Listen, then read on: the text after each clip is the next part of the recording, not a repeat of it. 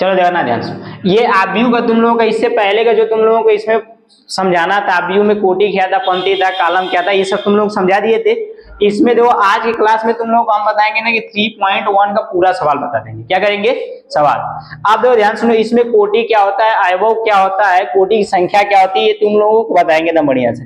देख भाई, तुम लोगों को पहला वाले में कोई आव्यूह दिया है, तो मान लो कोई आव्यूह ए है, क्या है? कोई भी आव्यूह। तो हम तुम लोगों को आव्यूह जब बताए थे तो आव्यूह किसे कहते थे? आव्यूह क्या कहते थे कि किसी संख्याओं तथा फलनों के आयताकार क्रम विन्यास को हम लोग क्या कहते थे? आव्यूह। आव्यूह को हम लोग एबीसीडी के मतलब बड़ा अच्छा से दर्शाते थे, चाहे ए से दर्शाओ चाहे बी से दर्शाओ, उसमें बताए थे ना। अब ध्यान से सुनना, इसमें क्या बोला है कि आव्यूह की कोटि ज्ञात कीजिए, आव्यूह की कोटि। तो आव्यूह की कोटि का मतलब ये बच्ची होला ना कि उसमें कितना कॉलम है, पूरा टोटल कॉलम की संख्या, टोटल रो की संख्या को हम लोग क्या कहते हैं? आव्यूह की कोटि। तो देखो पहली बात हम लोग क्या लिखते थे कि किसी भी आव्यूह का जब व्यापक था तो हम लोग आव्यूह का व्यापक बच्ची क्या लिखे थे कि आई और जे और एम और एन। तो एक के बच्चे मन कोटि कहता है कि नहीं? इसको हम लोग क्या कहते थे? कोटि। इसको हम लोग क्या कहते थे? अयवय। क्या बोलते थे? अयवय।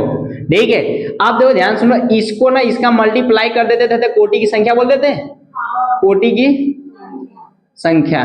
बात समझ रहे हो कि नहीं? आप देखो ध्यान से सुनो, आव्यूह का, इसको हम लोग आव्यूह का व्यापक रूप कहते थे, आव्यूह का व्यापक रूप। व्यापक रूप का मतलब तुम लोग को हम बताए थे कि जहां से हर एक चीजें निर्माण होती है, इसके अलावा ऐसा कोई आव्यूह नहीं होगा जो इससे अलग हो। क्या हो? अलग हो। सब आव्यूह जितना भी पढ़ोगे तुम लोग ऐसा ही पढ़ोगे। और तुम लोगों को बुक में बस ओनली 3 × 3 का पढ़ना है। तो देखो कोटि, इसमें पहला प्रश्न तुम लोगों को क्या बोला है? कोटि। तो देख बच्चे, इसमें देखो इस वाले को जो ऐसे है, इस वाले को हम लोग जो इस टाइप का है उसको हम लोग रो कहेंगे। क्या कहेंगे? रो। तो देखो ऐसा वाला कट है, 1 2 3 कट है, तो इधर हो जाएगा 3 ना। ऐसे कट है, इसको बोलेंगे स्तंभ। तो देखो 1 2 3 4, टोटल स्तंभ कितना है? 4। तो देखो ध्यान सुनो, हम तुम लोगों को जब बता रहे थे तो बोल रहे थे कि रो वाले को, कुल रो को किसके दर्शाते हैं? m से। आप कुल कॉलम को किससे दर्शाते थे? n से। तो बताओ कुल कॉलम की संख्या बच्ची कितना है? कुल रो की संख्या कितनी है? 3। और कुल कॉलम की संख्या कितनी है? 4। तो देखो कॉलम का मतलब क्या होता है, इधर देख लो। देखो कॉलम का मतलब बच्ची ये होता है ना कि तुम लोगों का स्तंभ। क्या होता है? स्तंभ। और इसका मतलब तुम लोगों का रो का मतलब क्या होता है? रो का मतलब होता है पंक्ति। क्या होता है? पंक्ति। बात समझ रहे हो कि नहीं? ऐसे समझने के तौर पे ना, जो बच्चे ऐसे खड़ा है ना पिलर जैसा, उसको स्तंभ नहीं कहते हो, और जो ऐसे रहता है उसे क्षैतिज बोलते हैं। क्या बोलते हैं? इस क्षैतिज को मतलब जैसे मैथ के भाषा में रो मतलब पंक्ति कहा जाता है। क्या कहा जाता है? जैसे ऐसे जो बैठते हैं, जैसे ऐसे भोज भात खिलाया जाता है तो उससे सब ऐसे लाइन में नहीं बैठते हैं, तो क्या पतिया में बैठ जो रे, ऐसे नहीं बोला जाता है। तो पाती का मतलब कि जैसे ऐसे जो बैठे रहते हैं उसे हम लोग पंक्ति कहते हैं। क्या कहते हैं?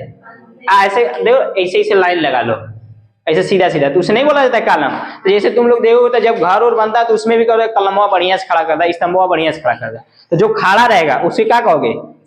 स्तंभ। हिंदी इंग्लिश में कॉलम कहिए ना। तो देखो इसमें देखो, इसके पहला नंबर से हम दर्शावल जाला। जैसे इसका मान लो कि जैसे सी है, तो इसको मान लो कि जैसे कई ठो है, तो देखो C1 C2 C3 C4 कहोगे ना।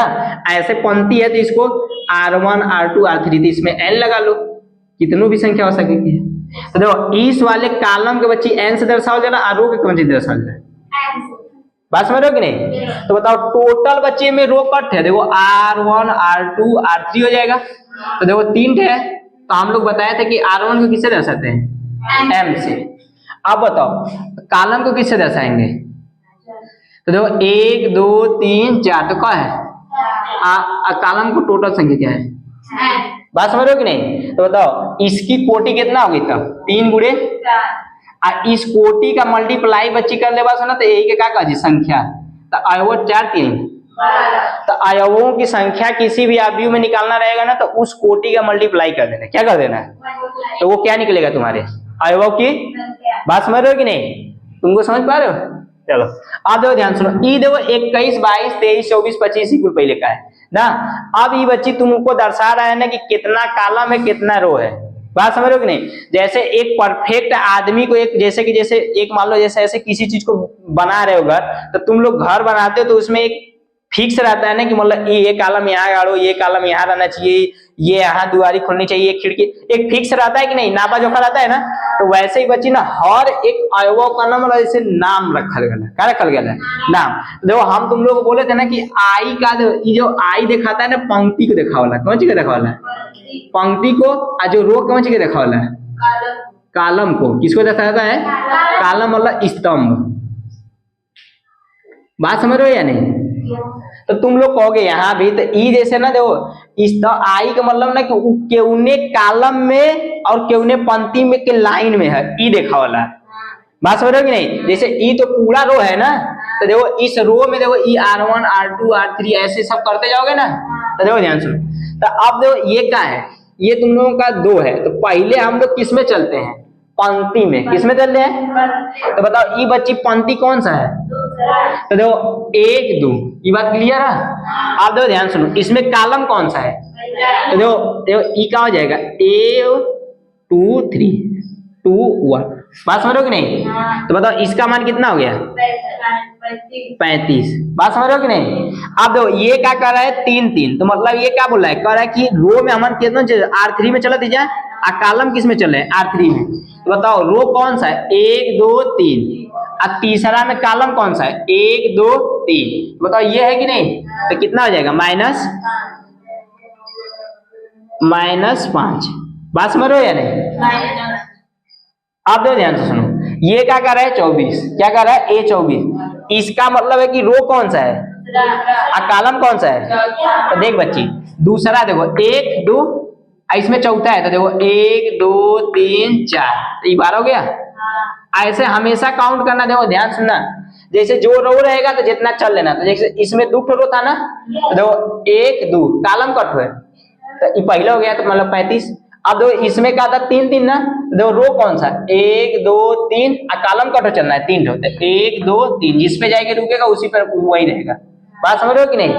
अब देखो ये 24 वाला है, तो बताओ रो कौन सा है, पहला दूसरा, तो 1 2, और कॉलम कौन सा है, तो देखो 1 2 3 4, तो कहाँ गया है 12 पे। बात समझ रहे हो कि नहीं, तो वो क्या हो जाएगा 12।